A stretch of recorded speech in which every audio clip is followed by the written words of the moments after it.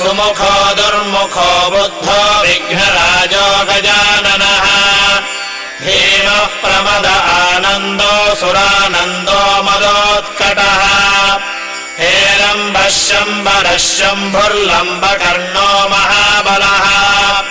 नन्दनालम्पटो भीमो मेघनाथो गणञ्जयः विनायको विरूपाक्षो धीरः शूरो वरप्रदः महागणपतिर्बुद्धिर्प्रियो क्षिप्रप्रसादनः रुद्रप्रियो गणाध्यक्षो उमापुत्रो घनाशनः